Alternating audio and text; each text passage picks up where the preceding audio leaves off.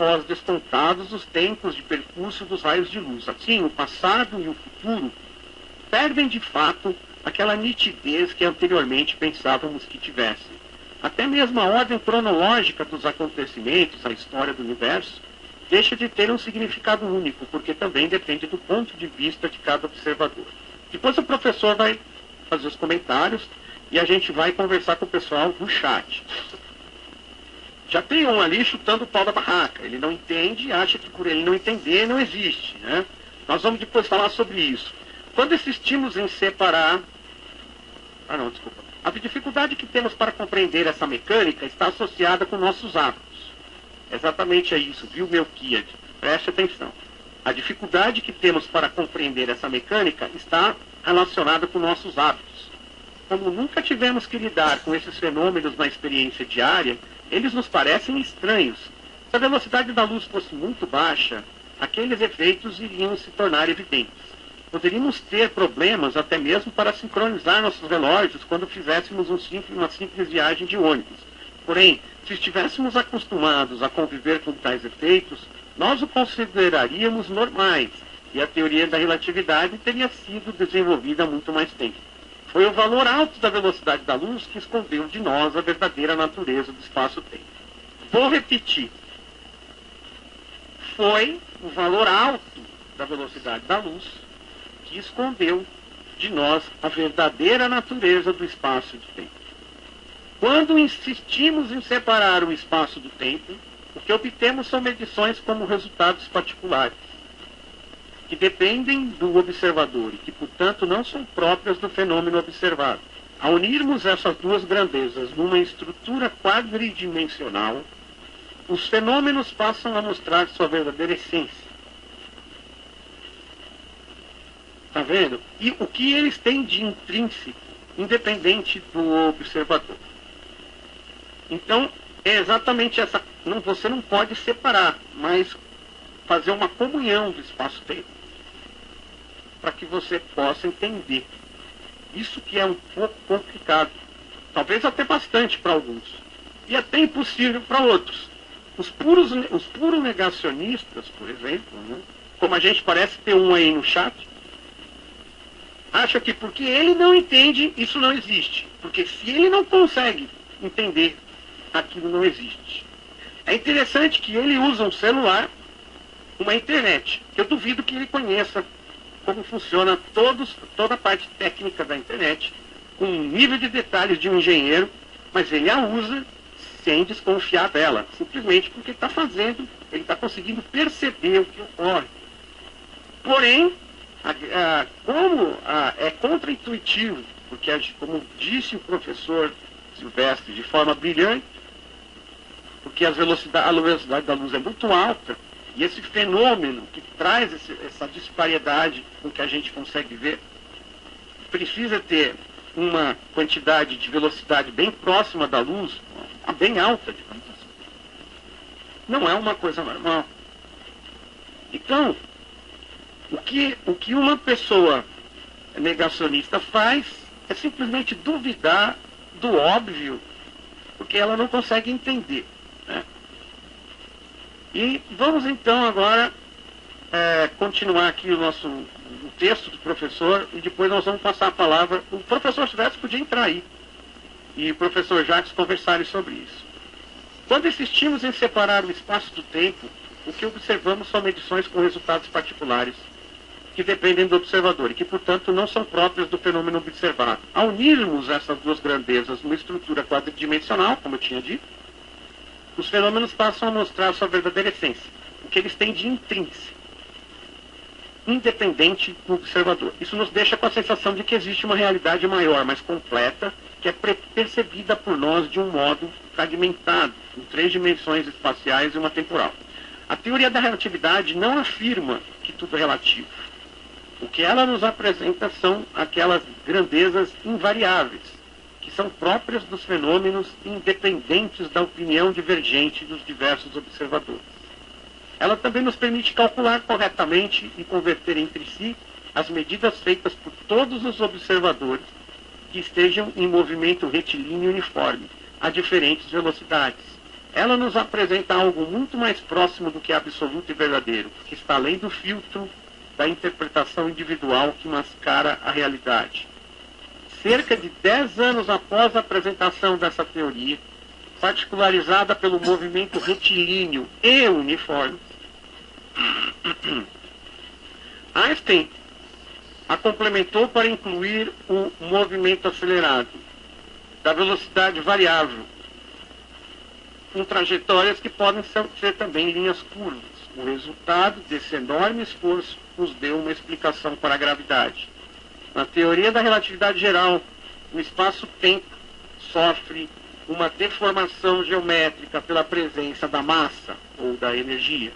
Essa curvatura ou torção daquela estrutura quadridimensional é percebida por nós como uma força de atração entre objetos. Então é isso.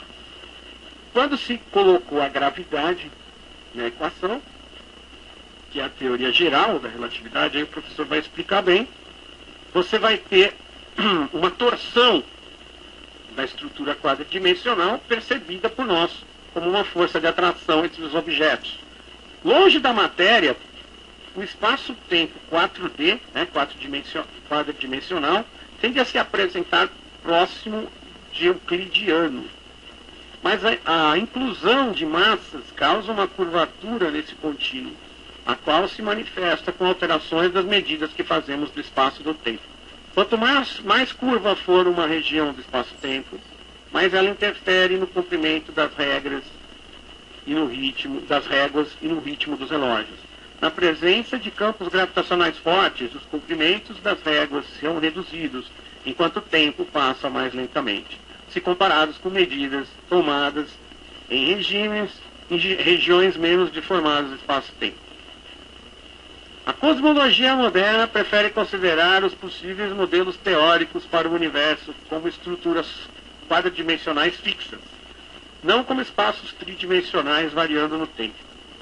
É esta mudança do ponto de vista necessária para que as opiniões dos diferentes observadores passem a dar lugar a uma única realidade objetiva comum a todos.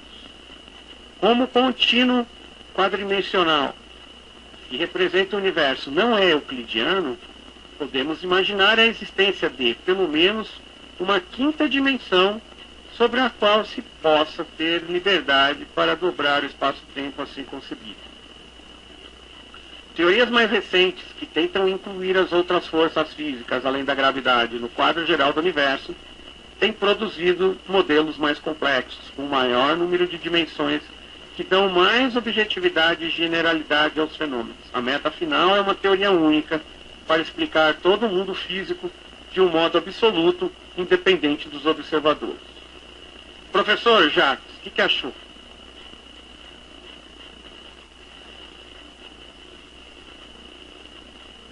Professor Jacques... Perfeito. Desculpa, você mandou desligar o microfone. Perfeito o artigo do Silvestre. Eu estava aqui já distribuindo umas machetadas aqui no crédito. Eu vi num cara que se diz engenheiro, mas que não acredita na relatividade porque ele não consegue entender, não é isso? Deixa eu deixar bem claro uma coisa. Tá?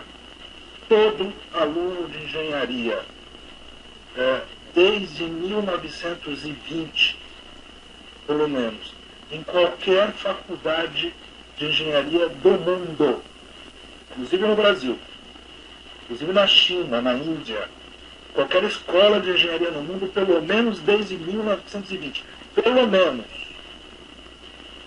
tem como matéria obrigatória, no ciclo básico, no ciclo inicial dos 2 anos de formação, antes dos 3 anos de licenciamento para a habilidade específica da engenharia, nesse ciclo básico, eles têm aulas de física, de toda a física, toda a física clássica, com certeza.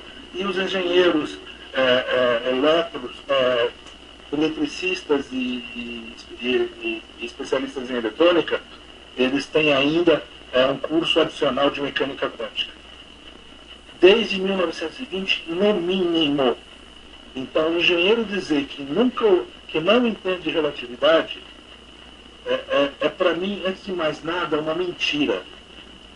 Qualquer engenheiro estudou relatividade restrita em Física 4, né, no segundo ano de engenharia, e teve que ser aprovado nessa disciplina. Teve que fazer as provas, teve que fazer os exercícios. Bom, eu estudei engenharia. Teve que fazer os laboratórios. Todos os engenheiros passaram por essa disciplina. E todos que se formaram foram obrigados a serem aprovados nessa disciplina. Então, quero dizer que não conhece relatividade é, antes de mais nada, uma mentira. Eu duvido que esse tal de Milquiades seja Agora engenheiro. ele já mudou, ele disse que teve aula de relatividade restrita. É sempre assim. Ele provavelmente não é engenheiro. O terraplanista adora entrar aí com essas bravatas. Não, eu sou isso, eu sou aquilo, sou cientista, eu sou engenheiro, eu sou não sei o que tal. Ou então é engenheiro, sei lá, de uma outra área, engenheiro de alimentos. Eu não sei lá. Eu só sei que a relatividade, sim, a gente aprende. E outra coisa, né? Toda mecânica, toda a parte ferramental matemático que você precisa para poder entender isso de forma mais aprofundada, você aprende na engenharia. Ô, Roger. E na física você aprende muito mais, né? Sem dúvida. Ô, Roger, eu tentei achar aqui, porque estou fazendo umas outras coisas aqui, mas por que esse senhor aí no chat disse que Descartes estaria se revirando no túmulo? Eu gostaria, estou pedindo aqui diretamente a ele que responda aí no chat. Vem aqui só para trollar, professor, é troll. Sabe por que ele está dizendo isso, Helder? Eu te digo por que ele está dizendo isso. Porque ele viu um vídeo do astrólogo da Virgínia. Né? Tem um vídeo do astrólogo da Virgínia em que ele idolatra a mecânica cartesiana, que foi base, inclusive, era a base da física antes de Newton, né? que foi aperfeiçoada pela visão newtoniana da mecânica, da física. Né? E só que o astrólogo da Virgínia, que se diz um grande filósofo, foi lá dar uma aula falando merda sobre Descartes, falando merda sobre Newton, certo? Para esse tipo de imbecil vir aqui e bater bombo falando essa merda. Tá, mas ao invés da gente ficar... Antes de mais cara, vamos explicar por que ele está errado. Ótimo, é maravilha. Vou explicar por que ele está errado. O imbecil disse que é tudo besteira que ele acha. Professor, posso pedir pro senhor? Vamos explicar fisicamente, de uma forma serena. Deixa eu terminar de Esse falar. indivíduo é ignorante científico. Pronto, acabou. Primeira coisa, esse ignorante científico, isto é, esse idiota, disse que estudou só a relatividade restrita. E está dizendo que tudo que você leu do artigo do professor Silvestre, que é especificamente voltado para a relatividade restrita, sim. É besteira. Já se contradisse. Se estudou a relatividade restrita e disse que o professor Silvestre falou sobre relatividade restrita tudo besteira, já provou que ele não teve pica nenhuma de relatividade nenhuma. Tá? Pois não conheceu o assunto. Tá? Amigo, é muito se difícil você sustentar que você é uma coisa, entendeu? Assim, do blá blá blá, do gogó, como vocês fazem, já mostrando o teu erro primário, o erro crasso, que um cara da engenharia devia saber a diferença entre relatividade restrita e a geral, né?